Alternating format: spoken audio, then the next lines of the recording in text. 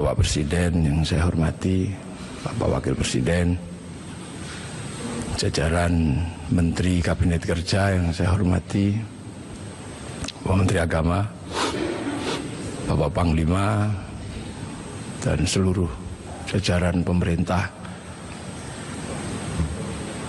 Republik Indonesia, tamu undangan, para alim, para ulama yang berbahagia. Alhamdulillah, kita ini diberi kesempatan oleh Allah untuk bersama-sama berkumpul memperingati kelahiran Nabi kita, Nabi besar Muhammad Sallallahu Alaihi Wasallam, sebagai sebuah upaya untuk mengingat bahwa alhamdulillah kita ini menjadi manusia yang bisa menemukan seorang Nabi. Ada Nabi yang orang-orang tidak bisa menemukannya. Nah, kita ini di negeri yang sangat jauh masih menemukan seorang Nabi. Afrika tidak lebih jauh dari Arab, Eropa tidak lebih jauh dari Arab. Tapi kita sejauh ini alhamdulillah masih kebagian agama Allah Subhanahu wa ta'ala. Indonesia ini sudah tempat yang sangat jauh. Naik pesawat ke Makkah ini sudah 9 jam. Nah, kita masih kebagian. Maka kita bersyukur kita masih kebagian, walaupun bagiannya ada yang tidak terlalu banyak. Al-Quran 30 juz, sampai di sini ada yang cuman kebagian Yasin. Alhamdulillah.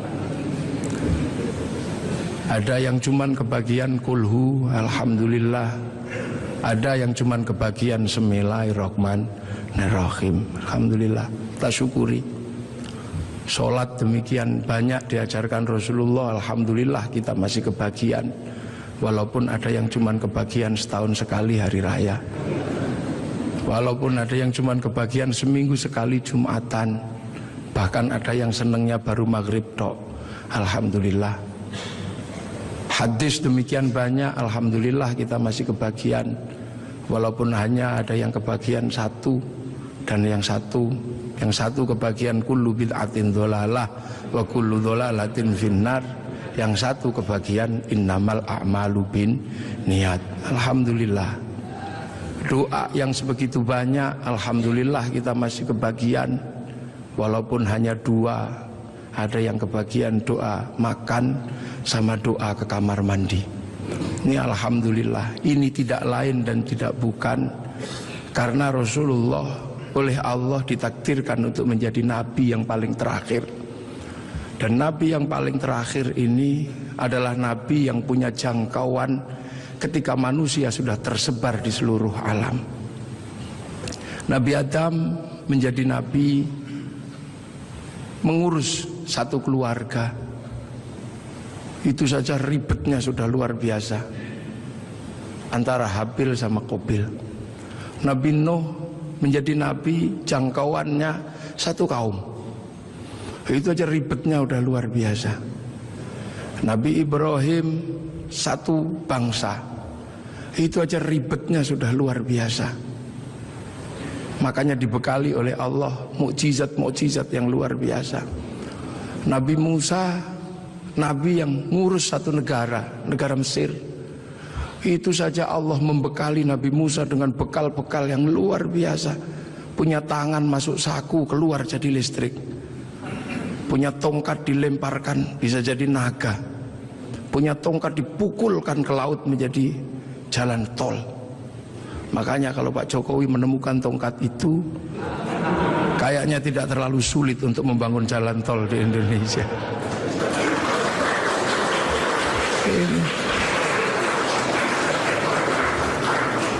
Seperti ini.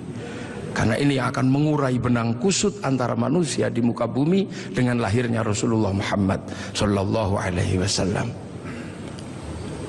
Umat Islam mengenal Ka'bah, sebuah batu dengan tengah yang tidak ada isinya apa-apa, kosong. Di India ada bangunan yang sama, batu dengan isi yang tidak ada isinya di tengah. namanya stupa. Di Islam ada namanya Jabal Rahmah, sebuah tugu batu. Kemudian di India dikenal ada yang namanya Linggayoni. Ada air yang namanya Zam-Zam. Kemudian ada air yang bernama Gangga Yamuna. Ada perjalanan suci dengan kain selempang. Di sini ada berwarna putih, di sana ada berwarna kuning. Selesai perjalanan suci, ada urusan yang sama terkait dengan urusan rambut. Yang di sini tahallul, yang di sana digundul. Selesai perjalanan suci itu semuanya ada darah. Yang di sini ada kurban, yang di sana ada gadri. Dan kalau sudah bersujud, meninggalkan hitam 2, yang di sini 2, yang di sana 8. Ini butuh kajian yang sangat mendalam, bahwa ini adalah awal dari yang namanya millata Ibrahim. Kemudian guidance itu bergeser karena Nabi Ibrahim meninggal. Diteruskan oleh 2 putranya, yang satu bernama Ismail, yang satu bernama Ishak. Dan guidance itu berubah ketika Ishak punya anak yang namanya Yakub atau Israel, yang punya anak 12 yang kemudian dikenal dengan nama Bani Israel. Dan Bani Israel mampu membangun sebuah guidance baru karena dikasih kitab Injil dan dikasih kitab Taurat. Yang dikasih kitab Taurat bahkan sampai hari ini masih menjadi bagian besar dari umat manusia di dunia dengan agama besarnya yang namanya Yahudi. Yang dikasih kitab Injil masih menjadi bagian besar dari agama di dunia ini yang dikenal dengan nama Nasrani. Punya pusat kota besar namanya Vatikan, dan di sini punya pengikut yang sering dikenal dengan nama Romo. Guidance ini bergeser. Akan tetapi kemudian Allah menunjukkan kembali, ini harus dikembalikan kepada guidance awal, kepada jalur awal. Maka kemudian dilahirkanlah Rasulullah di kota Makkah. Makkah adalah kunci di mana harus dikembalikan kembali manusia kepada Allah. Itulah kenapa kemudian Rasulullah lahir di kota Makkah. Untuk apa? Mengembalikan simbol kenabian dari awal sampai akhir sebagai wujud Khatamul Anbiya wal Mursalin. Makanya ketika terjadi sengketa dengan agama-agama yang sebelumnya, maka kemudian Allah mengukuhkan Rasulullah sebagai penerus guidance kenabian. Maka kemudian diangkatlah Rasulullah ke langit. Dan Rasulullah ditunjukkan di mana jejak para pendahulunya. Maka kemudian ketika ketemu Nabi Ibrahim, Rasulullah bertanya, kalau orang Jawa bilangnya mbah gitu, Pak Presiden ya, kayak atau gitu. Aku ini sebagai Nabi terakhir, tapi umat-umat Nabi yang sebelum aku bertanya, apa hakmu ketika kau mengatakan penerus Nabi Ibrahim? Kamu tahu di mana peletakan Nabi Ibrahim waktu membangun kembali Ka'bah? Ya udah, kamu jawab di situ. Kamu tandai nanti kalau kamu turun, kamu tandai itulah tempatku, namanya Jabal Rahmah. Nah, kalau pertanyaannya tentang Mbah Mail, kakek Ismail di sebelah mana? Kakekmu Ismail di sebelah situ, kamu kasih tanda. Itulah yang disebut Khijir Ismail. Lah kalau nenekku Hajar di sebelah mana? Nenekmu Hajar cari airnya di sebelah situ. Itu yang satu namanya Sofa, yang satu Marwah. Lah penjenengan melempari setan itu di sebelah mana? Sebelah situ. Nanti kamu kalau turun kamu kasih tanda biar tidak dilupakan manusia. Itu Jamarot Ula, yang itu Wusfa, dan yang itu Aqobah. Nah sekarang kalau gitu yang dulu punya Ka'bah ini siapa? Itu kakekmu Adam. Mumpung orangnya masih di situ, kamu tanyalah, Mbah, apa itu apa? Ka'bah itu dulu aku khawatir, aku turun ke sini takut kehilangan jejakku. Ku kasih tanda dan disebut inna awwala baiti wudi'a lin-nasi lalladzi bi Bakkata mubarakah. Nah kalau Jabal Rahmah itu apa? Kayak kalau bahasa kita, waduh kalau itu saya tugu I love you ku sama nenekmu Hawa. I love you ku di situ kita tanda. Pokoknya kalau kamu nanti turun jangan kamu lupakan, kembalikan seluruh jejak kenabian. Maka semenjak itu kemudian umat Islam bersama Rasulullah diperintahkan untuk beribadah haji. Kalau ada pertanyaan besar, kenapa Rasul tidak lahir di Jakarta? Kenapa Rasul tidak lahir di mana? Karena Rasul adalah Khatamul Anbiya wal Mursalin, dan jejak kenabian yang mengarahkan kepada Allah ada di Makkah, dengan situs tertuanya adalah Ka'bah. Pemahaman tentang Rasulullah lahir di Mekah ini juga akhirnya menjadi kunci. Kunci apa? Kunci bagi kita semua bahwa kita bukan orang Kita orang Indonesia. Rasul di Makkah. Rasul ini lahir di Arab. Maka kemudian pelajaran Islam pertama didedikasikan untuk mengajari orang Arab agar kembali kepada Allah. Dan Rasul tidak pernah kemana-mana. Rasul mengajarkan Islam hanya sampai di kota Madinah. Setelah itu dalam waktu 22 tahun Rasulullah meninggal. Nah, memahami Rasul yang lahir di Mekah adalah menjadi tonggak. Lantas bagaimana bisa Rasul yang ada di Makkah bisa sampai ke Indonesia ajarannya, dan 90% penduduk Indonesia mengikuti Rasulullah Muhammad sallallahu alaihi wasallam. Ini pasti bukan sesuatu yang mudah. Dalam bahasa Al-Quran, siratal mustaqim, ada yang namanya siratal ladzina an'amta alaihim. Dan inilah yang membuat kemudian kita dengan peringatan Maulid akan ada sesuatu yang bisa sangat menjadi refleksi dasar antara Makkah sama Madinah, antara punya sejarah yang sangat panjang, dan itu bukan datang dengan tiba-tiba. Rasulullah di sana mengajarkan orang-orang sana dengan gaya di sana. Rasulullah sangat terkenal ketika mengajarkan Islam. Rasul bukanlah orang yang keras. Rasul juga bukan orang yang membabi buta. Rasul dijelaskan, anitum harisun alaikum bil mu'minina raufur rahim. Rasul begitu berharap bagaimana umat ini kembali kepada Allah. Maka Rasul punya sistem pembelajaran kepada umatnya dengan cara yang berbeda-beda, dengan cara yang sederhana. Ada yang pinter kelasnya Sayyidina Ali, diajarkan dengan cara standar orang pinter. Ya Ali, kamu sholat. Ali, iya ya Rasul. Yang khusyuk, ya. Nanti kalau kamu khusyuk, kamu akan saya kasih serbanku yang hijau atau yang merah, terserah kamu pilih yang mana. Sayyidina Ali sholat, selesai sholat langsung menyatakan yang hijau ya Rasulullah. Pasti kamu gak khusyuk karena kamu menginginkan yang hijau. Ulangi lagi, dan begitu seterusnya. Sampai akhirnya Sayyidina Ali ketika sholat dipanah kakinya tidak kerasa. Setelah itu Rasulullah mengimami sholat orang-orang dengan kelas-kelas kayak Sayyidina Ali. Tapi bagi kelas yang kedua menjadi masalah.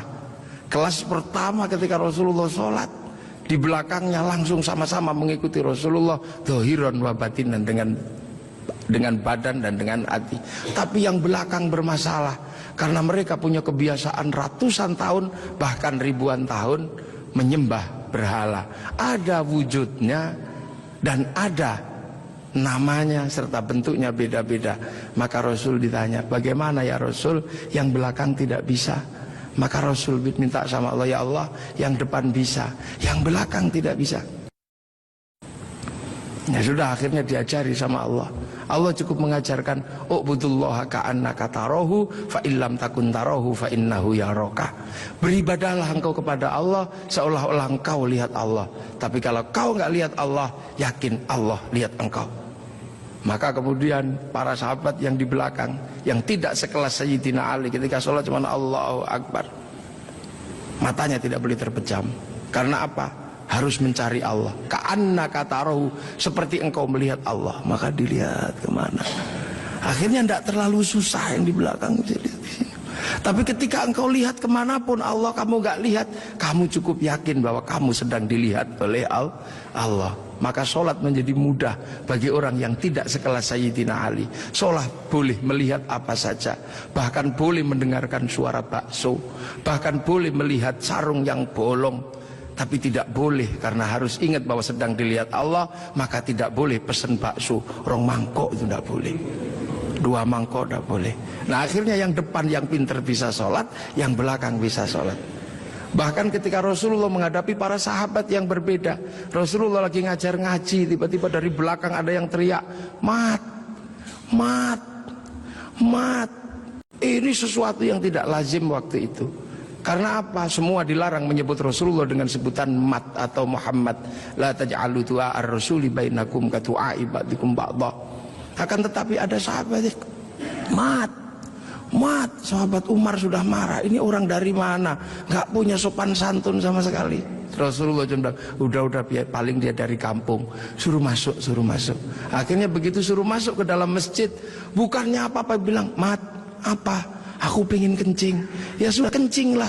Disuruh cari toilet, ternyata nggak cari toilet, malah kencing di dalam masjid.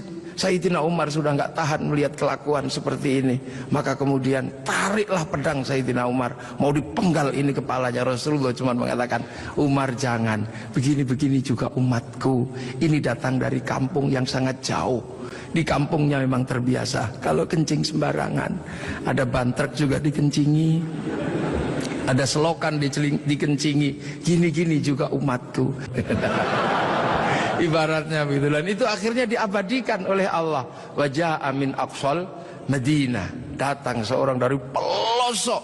Kalau Allah sudah menggunakan bahasa aqsa, itu artinya adalah jauh, yang sangat jauh. Kalau dalam bahasanya Bapak Presiden namanya Jabal Kat, tidak tahu entah di mana. Kalau jauh gitu aja bait. Rasulullah yang diopeni macem-macem. Ada yang senengannya tidur di masjid, tapi ibadahnya bolong-bolong. Kalau Rasulullah datang, dia langsung bangun pertama kali, salaman, cup, tidur lagi. Ini ada di zaman Rasulullah. Kemudian setelah Rasulullah selesai sholat, Rasulullah digandoli, Pak Presiden, digandoli gini. Kemudian bertanya, ya Rasul, apa? Kapan kiamat itu? Kamu tuh jangan tanya kiamat. Kayak kiamat itu pakai ibadah, pakai bekal. Kamu tak lihat cuma tidur tok, suluman salaman. Bekalmu apa? Bekalku bukan itu ya Rasul. Nah apa? Cinta sama engkau ya Rasul. Cinta tok, nggak jalan? Enggak ya Rasul. Cinta kan tidak harus memiliki ya Rasul. Akhirnya ya sudah, kalau kau cinta aku. Rasul pergi. Ketika Rasul pergi, digandoli lagi. Ya Rasul, ada apa lagi? Aku sudah jujur sama engkau ya Rasul. Ada apa? Aku kan cinta sama engkau. Engkau cinta sama aku nggak ya Rasul? Ya iya, wong kamu cinta sama aku ya cinta sama engkau. Nah kalau gitu ceritanya, Rasul kan kalau cinta sama aku ini yang penting. Orang cinta kan nggak mungkin tega meninggalkan kekasihnya di neraka. Makanya Rasul pasti gak tega besok kalau cinta sama aku meninggalkan aku di neraka. Iya, nanti kamu tak ajak ke surga. Man ahabbani kana ma'i fil jannah. Asbabul wurudnya hadis itu adalah itu. Kemudian saking senengnya dia lari, yes gitu, lari. Begitu dia lari, Sayyidina Abu Bakar datang tergopoh-gopoh. Ya Rasul, bener gak yang tadi itu cinta tok masuk surga? Iya ya Abu Bakar, cinta tok ya Rasul. Iya. Maka Sayyidina Abu Bakar, dia cinta tok akan dibawa Rasul ke surga. Kayaknya aku lebih mungkin ini, anak tak kasihkan, unta tak kasihkan, kayaknya aku ini lebih mungkin. Sayyidina Abu Bakar langsung joget ini, iya, muter sampai jubahnya terangkat. Inilah yang akhirnya jadi manhaj torekohnya Sayyid Jalaluddin Rumi, yang dikenal dengan torekoh Maulawiyah, yang sekarang dikenal dengan nama Tahrisu Sufi.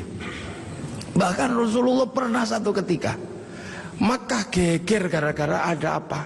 Ada orang tawaf dari kampung, saking bodohnya dia tawaf cuma dengan satu kalimat, ya Karim, ya Karim, ya Karim, ya Karim, ya Karim, ya Karim.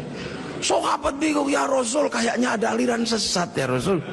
Sesat bagaimana? Ini ada orang dari pagi tawaf cuman ya Karim, ya Karim. Maka Rasulullah mengikuti, akhirnya bener nggak? Ada beneran. Diikuti Rasulullah dari belakang, ada ya Karim, ya Karim. Lama-lama Rasul mengikuti orang ini, ya Karim, ya Karim, ya Karim. Kenapa? Rasul nggak tahan, ngikuti juga, ya Karim, ya Karim. Orang ini marah, dan siapa di belakangku yang berani menirukan aku? Awas tak banting orang ini nanti. Aku pukul. Ternyata apa, orang ini gak tahan, akhirnya balik ke belakang. Rasul dipegang, dipiting begini. Kamu ya yang menirukan aku, ya Karim, ya Karim ya. Awas kamu, tak adukan sama nabiku, tak adukan sama kekasihku kamu. Rasul merasa Nabi bertanya, Mas atau Bang, terus nabimu siapa? Nabiku Muhammad. Muhammad siapa? Muhammad ibn Abdillah. Kamu pernah ketemu? Belum. Nanti kamu tak banting di sana. Begitu dia bilang, dia menyatakan bahwa dia adalah apa? Umat Rasulullah. Rasulullah sematek, ya Allah, tak kira umat siapa, ternyata ini umatku juga. Rasul sedih dan terharu, Rasul menangis. Sedih Rasul, ya Allah, ada umat yang begitu cinta tapi nggak pernah ketemu sama aku. Maka begitu lihat Rasul menangis, orang ini semakin bersemangat. Nah, gitu aja nangis. Tadi nirukan ya Karim, ya Karim. Akhirnya apa? Ya Allah, Rasul menangis, aras berguncang. Kemudian malaikat Jibril turun, ya Muhammad, kenapa engkau menang? Dibanting orang ini kamu. Enggak ya Jibril, jangan salah paham. Orang ini tadi tawaf ya Karim menggemparkan masyarakatku. Aku ikuti, ternyata benar ada dan aku nggak kuat, aku tirukan. Dia marah dan inilah kejadiannya. Aku dibanting sama dia dan aku mau dibilang sama nabinya, sama kekasihnya. Lah aku tanya, nabimu siapa? Muhammad. Muhammad kan aku sendiri, Bril. Berarti ini umatku. Aku terharu, sakit, Bril. Sakitnya tuh di sini. Ibaratnya orang ini. Ya sudah, kamu ngaku saja. Kalau engkau Rasul Muhammad akhirnya, Mas, udah pernah ketemu Rasul? Belum. Nanti kamu tak banting di sana. Mas, Muhammad itu aku, Rasul itu aku. Hah? Engkau Muhammad Rasul? Nangis orang ini. Nabi dipeluk-peluk sambil menangis. Ya Rasul, aku belum pernah ketemu sama engkau ya Rasul, tapi aku iman sama engkau. Dan di kampungku yang paling pinter cuman aku ya Rasul. Kita makan doanya ya Karim, kita apa doanya ya Karim ya Rasul. Tolong ya Rasul, karena ini kami bodoh dari kampung, kami gak ngerti apa-apa. Tolong ajaklah aku ke surgamu kalau engkau masuk surga ya Rasul. Iya, nanti kamu bareng, sama-sama nangis. Saking senengnya orang ini lantas berjoget, iya gitu. Saking senengnya mau diajak Rasul ke surga. Malaikat Jibril dibilang sama Allah. Jibril bilang itu, walaupun orang itu nanti diajak Muhammad masuk surga, katakan padanya, dosanya tetap kuhitung. Malaikat Jibril menyampaikan ke Rasulullah. Rasulullah menyampaikan, ya Mas, Allah barusan berfirman lewat Jibril, walaupun engkau nanti kuajak masuk surga, tapi dosamu tetap dihitung sama Allah. Orang ini kaget juga enggak ada perubahan apa-apa, cuman melotot aja. Apa ya Rasul? Dosaku mau dihitung sama Allah. Suruh hitung, nggak takut aku. Suruh hitung aja kalau dosaku mau dihitung sama Allah. Nggak takut aku. Tapi hati-hati, kalau dosaku sampai dihitung sama Allah, Allah tak ajak hitung-hitungan sama aku. Loh, kok Allah kamu ajak hitung-hitungan bagaimana? Akan kuhitung seberapa besar dosaku, akan kuhitung dengan seberapa besar pengampunan Allah. Kalau Allah Maha Pengampun, nggak mungkin dosa gini aja kok dihitung. Kalau dosa gini aja dihitung, nggak usah pakai gelar Maha Pengampun. Maha Pengampun, oh, gini aja dihitung. Di zaman Rasul ini lu potret Rasulullah. Maka Rasulullah mampu menjadi rahmat bagi semuanya, sehingga kemudian pelajaran Rasulullah yang tidak masuk akal waktu itu bisa diterima oleh sebuah kalangan yang sangat jauh dari peradaban. Maka kemudian Islam yang sulit diterima oleh orang di Arab waktu itu bisa diterima. Sulit bagi orang Arab menerima Islam. Orang Arab Tuhan ada patungnya, Islam mengajarkan Tuhan tidak ada patungnya. Di sana diajarkan banyak Tuhan, ini diajarkan Tuhan satu. Di sana tidak ada air, Islam mengajarkan toharoh pakai air. Susah, diminum aja susah, pakai disuruh mandi.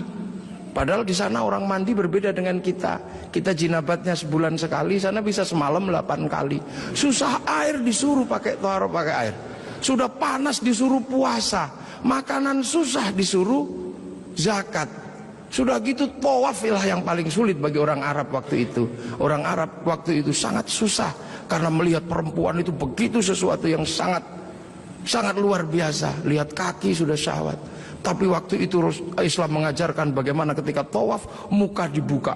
Betapa syahwatnya sangat tinggi ketika muka dibuka. Dan pada saat yang sama seorang laki-laki tidak diperbolehkan menggunakan kain berjahit, sehingga kalau mau berbuat jahil tinggal wes gitu. Itulah ujian terberat waktu itu. Dan itu susah dipahami oleh orang Arab. Makanya memahami Rasulullah itu tidak mudah. Mana seorang panglima perang kayak Sayyidina Umar bisa patuh sama orang yang tidak pernah berkelahi? Bagaimana Sayyidina Abu Bakar seorang konglomerat mau menuntun unta Rasulullah?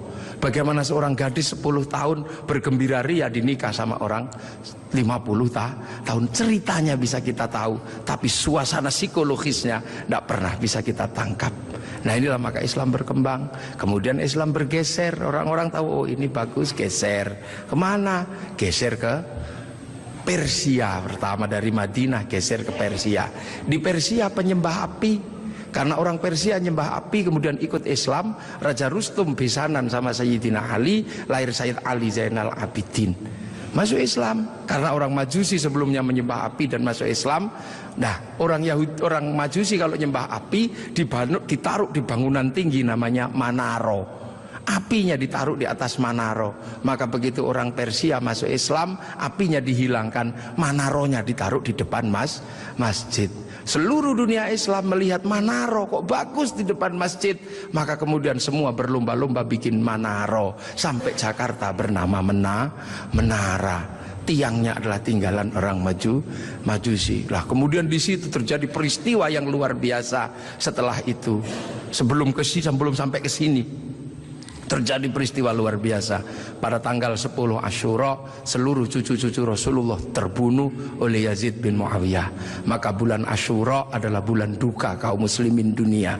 Makanya orang Indonesia, terutama di kampungnya Bapak Presiden, menyebut bulan Asyura dengan sebutan bulan Suro. Ekornya saja yang diambil, karena orang Jawa itu sukanya ngambil ekornya aja. Muhammad diambil mat, Asyura diambil suro. Makanya di bulan Asyura orang berduka karena terbunuhnya cucu Rasulullah. Maka di Jawa ada tradisi tidak mantu, tidak nikahkan anak, itu karena bulan duka. Di Jogja ada yang namanya keliling beteng. Maksudnya di bulan Suro jangan terlalu banyak mulut, jaga mulut. Nah di Solo mengikuti kebo Kiai Slamet, kalau kebonya keluar taiknya diusapkan ke seluruh tubuh. Ini bulan duka, jangan bersolek. Dan biasanya bulan Asyura di Indonesia diikuti dengan santunan anak yatim. Nah inilah. Dan dari situ terus Islam bergerak, makanya monumen-monumen itu. Lahir Sayyid Ali Zainal Abidin. Lah Sayyid Ali Zainal Abidin kemudian bergeser, punya anak Sayyid Muhammad Baqir, menjauh punya anak Sayyid Ja'far Shadiq, menjauh diteruskan sama Sayyid Ali Uraidi, menjauh diteruskan sama namanya Sayyid Muhammad, diteruskan Sayyid Ubaidillah, teruskan Sayyid Isa An-Naqib, diteruskan sama Sayyid Ahmad Al-Muhajir, teruskan Sayyid Alwi, teruskan Sayyid Muhammad, teruskan Sayyid Alwi, diteruskan namanya Sayyid Ali Khalid Qasam, teruskan putranya namanya Sayyid Ahmad Sohib Mirbat, teruskan namanya Sayyid Alawi Amil Faqih, punya anak Sayyid Abdul Malik sampai Mongolia, punya anak Sayyid Ahmad Jalaluddin sampai Campa, punya anak Sayyid Muhammad sampai Pase, dan punya anak Sayyid Jamaluddin Al-Husaini Al-Kabir sampai tanah Nusantara di pedalaman, yang kemudian karena turunnya di Jawa, Sayyid Jamaluddin Al-Husaini Al-Kabir, orang Jawa punya Hono Coroko, maka kemudian di Jawa dikenal dengan nama Syekh Jumadil Kubro. Dan disitulah kemudian Islam ketemu dengan kebudayaan peradaban Nusantara. Nah inilah tonggak Makkah ini yang akhirnya menjadi penjelasan, oh ternyata Makkah sini geser di sini. Dan kemudian kita diingatkan bahwa Syekh Jumadil Kubro punya anak namanya Said Ibrahim, pindah Palang Tuban sana, punya anak namanya Raden Rohmat Sunan Ampel. Nah ini yang kemudian bangun peradaban baru di Nusantara. Syekh Jumadil Kubro punya murid namanya Samsuddin, pindah Jawa Barat, dikenal dengan nama Syekh Kuro, punya murid namanya Datuk Kahfi, pindah Cirebon, punya murid namanya Syarif Hidayatullah Sunan Gunung Jati. Nah inilah baru kita kemudian menemukan titik sini.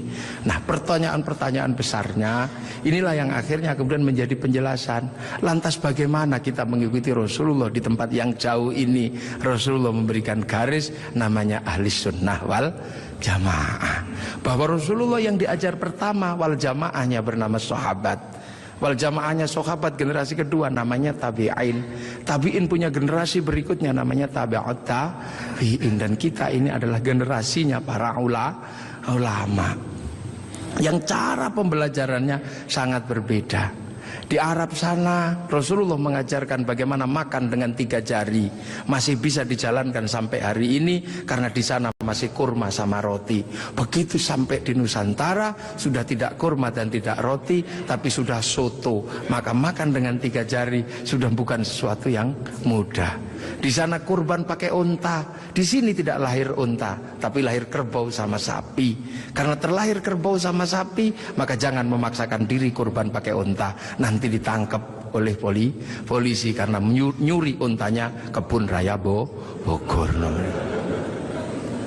Ini Di sana masih bisa pakai jenggot dengan utuh, tapi di sini rasnya adalah ras Mongoloid, sudah tidak punya jenggot. Inilah maka ulama-ulama awal yang datang ke sini tidak pernah ribut masalah simbol-simbol yang tidak bisa dilakukan oleh orang Indonesia.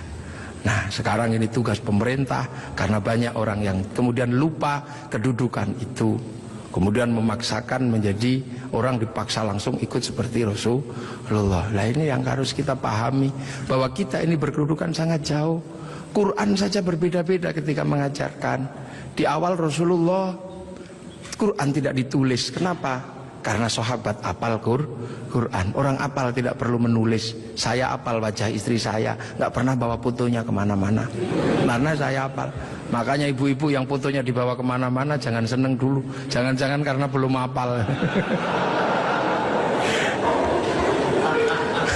Lalu kemudian setelah Rasulullah meninggal, sahabat nulis Quran. Nulis Quran sahabat. Untuk apa? Untuk tabiin yang tidak ketemu Rasulullah. Tiba-tiba generasi sahabat meninggal, tabiin mengajar bawahnya. Qurannya sahabat terlalu pinter, cuman lungkik-lungkik kayak cacing gitu aja. Maka kemudian dikasih titik oleh Abul Aswad Ad-Du'ali. Disebar lagi, generasi pertamanya hilang, titik-titik nggak cukup, maka dikasih fathah, kasroh, dhamma atau syakal. Yang ngasih syakal Syekh Khalil bin Ahmad Al-Farahidi. Disebar lagi, yang baca Quran karena Islam rahmatan lil alamin, bukan lagi orang Arab semata. Orang Andalusia baca Quran wadduha, keliru menjadi wadduhe. Ini. Nah, orang Turki mustaqim, mustaqin. Masuk ke Indonesia dibaca oleh orang Padang lakanud, keluarnya lakanui. Karena orang Padang kalau bilang Muhammad, Muhammad. Orang Sunda ketika baca alladzina, sebagian besar keluarnya alladzina. Begitu masuk ke Jawa, ketemu dengan huruf hono coroko. Alhamdu karena punyanya ko, gak punya huruf ha, maka alhamdu menjadi alkamdu, al-fatihah menjadi al-fatihah. Ini itu.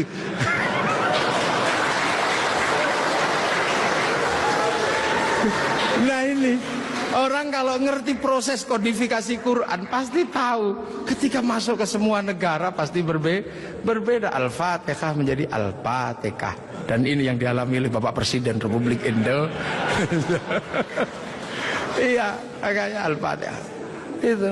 Ya Hayyu ya Qayyum menjadi ya kayuku ya kayumu. Rabbil alamin kayaknya punya huruf ain, enggak punyanya ngo, keluarnya Rabbil ngalamin. Enggak punya dot, punyanya lo, maka Ramadan keluarnya Romlan. Begitu dibaca orang Bali sangat susah karena orang Bali enggak bisa bilang tok, bilangnya tok. Maka sirotol menjadi sirotol ladzina an'amta alaihim. Islam berkembang ke semua negara dan berbeda. Ketika dibaca oleh orang Bugis alaihim, keluarnya alaihing. Karena orang Bugis kalau bilang N jadi eng, kalau bilang eng jadi N. Makanya ada dulu mantan Kabulok bernama Beduamang. Itu berasal dari Abdurrahman. Nah, itulah makanya kemudian Islam bergerak. Nah, lantas apa? Lantas terciptalah sebuah ilmu untuk bagaimana orang di seluruh dunia Islam mampu membaca Al-Quran. Dibikinkanlah sebuah ilmu yang dikasih judul At-Tajwid fi Qiraatil Quran, yang nulis Abu Ubay Qasim bin Salam. Orang akan tahu. Nah, ini generasinya para ulama. Dan yang paling besar, yang mungkin Bapak Presiden sudah pernah saya sampaikan, tapi ingin saya sampaikan lagi, biar kita tidak lupa. Ada perubahan besar ketika masuk ke tanah Nusantara, di mana waktu itu tanah Nusantara sangat susah dimasuki Islam. Kenapa? Ini bangsa sudah sangat beradab. Bangsa ini bukan bangsa kecil. Tahun 1222 ke atas sebelum tahun 1300 sudah mampu menaklukkan Mongol yang menaklukkan Eropa, menaklukkan Arab, mampu ditaklukkan oleh kekuatan Nusantara yang namanya Singasari. Makanya hal itu bisa kita lihat betapa kita bangsa punya tinggalan-tinggalan yang luar biasa. Orang Arab punya alat musik yang namanya terbuat dari kayu dan kulit. Orang Eropa punya alat musik yang namanya gitar, terbuat dari kayu dan tali. Tapi orang Nusantara salah satu alat musiknya adalah gamelan, terbuat dari logam. Hanya bangsa yang menguasai ilmu pertambangan yang maju dan penguasaan metalurgi yang mapan mampu membuat alat musik dari logam. Dalam cerita-cerita besar, kita juga punya cerita besar yang sama. Orang Eropa punya cerita tentang Cinderella, kita punya cerita bawang putih, bawang merah. Orang Eropa punya Samson, orang Arab punya Sam'on, kita punya Bandung Bondowoso, kita punya Sangkuriang, kita punya Sipahit Lidah. Orang Sanya punya cerita Romeo Juliet, orang Arab punya cerita yang namanya Laila Majnun, kita punya cerita Andi-Andi Lumut, kita punya cerita, banyak sekali cerita cinta di Indonesia. Sana punya cerita namanya Kura-Kura Ninja, kita punya cerita Kancil Nyuriti. Sama saja, apa bedanya? Bahasa-bahasa kita juga bahasa-bahasa yang tidak bisa direndahkan. Orang Inggris bilang rice, orang Arab bilang rus, orang kita bilangnya macam-macam. Kalau masih di sawah namanya padi, kalau sudah dipanen namanya gabah, kalau sudah digiling namanya beras, kalau patah-patah namanya menir, kalau dibungkus namanya lontong pakai daun, kalau dibungkus pakai namanya ketupat pakai janur, kalau tidak dibungkus namanya nasi, dicuri satu namanya sebutir nasi, kalau diublek-ublek namanya bubur, pantatnya gosong namanya kerak atau intip. Sana cuma rice sama rus. Ini yang kita tidak boleh malu menjadi bangsa Indonesia. Semua yang kita miliki sama. Ini menandakan bahwa kita pernah menjadi sebuah bangsa yang besar, berkasta-kasta, berbeda-beda. Maka kemudian Islam mulai memperkenalkan konsep besar sehingga kita punya bangsa dan negara. Konsep besar apa? Diperkenalkanlah bagaimana hidup bersama, saling menjaga. Diperkenalkan konsep besar namanya musyarakah, yang akhirnya dikenal dengan bahasa masyarakat. Kalau sudah jadi musyarakah, semua harus saling mengerti dan saling bertanggung jawab. Maka diajarkanlah menggunakan kalimat Rasulullah, kullukum ra'in wa kullukum mas'ulun an ra'iyati. Raja dan hamba dihilangkan, diganti dengan ra'iyah, yang diserap ke bahasa Indonesia menjadi rakyat. Dan satu-satunya bangsa Islam di dunia yang mampu mengadaptasi kalimat ra'iyah menjadi rakyat hanya ulama-ulama Indonesia. Hanya ulama Indonesia. Nah, kenapa? Karena kita ini pilihannya berbeda. Pilihan bangsa yang disebut waja'alnakum syu'uban wa qabaila, disinilah tempatnya. Arab tidak ditemukan bangsa yang berbeda, mereka satu bangsa. Eropa satu bangsa, Arab satu bangsa dipikul puluhan negara, Eropa satu bangsa dipikul puluhan negara. Tapi disinilah ada satu-satunya tempat puluhan bangsa bisa dipikul oleh satu negara, Kesatuan Republik Indonesia. Makanya harus disatukan. Tidak ada lagi raja hamba, yang adalah ra'iyah. Kalau sudah ra'iyah, tidak boleh lagi menyebut kafir. Kenapa? Karena kafir adalah orang yang menentang Allah dan memusuhi kaum muslimin. Kalau sudah hidup bersama namanya dhimmi. Kalau sudah saling bertanggung jawab namanya ra'iyah. Maka ketika para ulama sudah menyebut kita dengan sebutan rakyat, jangan lagi kau turunkan derajat ra'iyah menjadi derajat kafir. Maka tidak ada lagi kata kafir di Indonesia, karena sudah ra'iyah atau rakyat. Ini kenapa para ulama sepuh tidak ada yang menyebut kafir. Kemudian ra'iyah kalau berkumpul diajarkan bagaimana hidup bersama, berbahagialah, berbicaralah dengan baik-baik. Maka konsep yang ditawarkan adalah wasyawirhum fil amri. Maka kemudian ra'iyah yang hidup bersama dan berbicara secara bersama disebut musyawarah. Kalimat wasyawirhum fil amri. Kemudian kalau bermusyawarah jangan menang-menangan sendiri, berbagilah, saling bertoleransi. Maka kemudian lahirlah konsep besar, konsepnya disebut tafassahu fil majalis. Maka kemudian muncullah istilah majelis. Dan ketika para ra'iyah mengangkat pemimpin, harus seluas cakrawala yang pernah diajarkan Allah, wasi'a kursiyyus samawat, maka kedudukannya adalah bernama kursi. Ada kursi presiden, ada kursi DPR, ada kursi menteri. Karena daerah ini yang membangun adalah para wali, maka kawasan ini disebut wilayah. Kalau saya mau tanya, di mana negara dengan konsep dasar keagamaan Islam yang mampu membangun sebuah struktur negara hari ini? Itu ada di Indonesia. Maka jangan kau sebut negeri ini negeri tauhid, karena ra'iyah, musyawarah, termasuk kursiyun, termasuk majelis, termasuk wilayah, bukan menjadi bahasa orang nongkrong, tapi ini adalah bahasa resmi negara yang tertuang dalam Undang-Undang Dasar Negara Republik Indonesia tahun 1945. Dan inilah yang membuat kita, makanya insya Allah kita ini akhirnya alhamdulillah Kita akhirnya tahu, oh ternyata kita ini pengikut Rasulullah, tapi bukan pada pangkat sahabat, bukan pun pada pangkat tabi'in, tapi kita pengikut Rasulullah pada pangkat muridnya para ulama. Makanya biasa saja kadang di sini kayak gini. Kita diajarkan bagaimana hidup bersama, karena kita wal jamaah Indonesia. Makanya Bapak Presiden waktu kecil pasti dengar orang di Jawa sana kalau sholat zuhur mestinya 11:30 Pak Pratik ya, itu bisa mundur sampai 1:30. Kenapa? Karena jamaahnya masih ada di sawah. Terus Allah Akbar sambil nunggu. Lantas pujian Robana datang, ada Tombowati karena capek nunggu ya pegel, sampai ada diuruki anjang. Nah, itu cara di sini. Terus sholat. Nah, sholat di sini Allahu Akbar. Karena sinyalnya jauh, kita ini pemancar lokal. Biasa sinyalnya suka hilang kan, Allah Akbar. Ada bakso gitu, ding ding, sinyalnya hilang. Bakso gitu. Nah, inilah Indonesia. Makanya karena sinyal yang hilang, habis itu para ulama mengajarkan kalau kepalamu bocor seperti itu, nggak inget Allah, inget apa, udahlah kalau habis sholat ditambal, maka habis sholat ada zikir la ilaha illallah. Nah, sekarang ada yang protes, kenapa berzikir pakai gini-gini? Bukankah sahabat kalau zikir terdiam? Sahabat murid Rasulullah terlalu dekat dengan Rasulullah, batinnya wusul kepada Allah sampai ke sana. Kalau wal jamaahnya ulama disuruh diam begini, tidur. Nah, puasa juga sama. Orang Indonesia kalau puasa nggak terlalu khusyuk karena keluar rumah ada belimbing, ada jambu.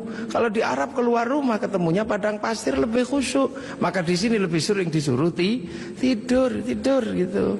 Dalilnya apa? Naumuso imin ibadah. Nah, kalau malam pakai doktek. Setelah itu halal. Haji juga sama, nggak bisa langsung ke sana Pak Presiden. Antrinya 25 tahun. Makanya orang sini capek nunggu. Daripada capek, nempelkan gambar Masjidil Haram. Ini Pak Menteri Agama. Biar tidak terlalu capek, biar agak senang dikit, latihan dulu di alun-alun Bogor. Labbaik Allahumma hajjan. Ikhramnya beneran, niatnya beneran, tapi Ka'bahnya triplek. Nah, ini namanya mana sih Kak? Haji.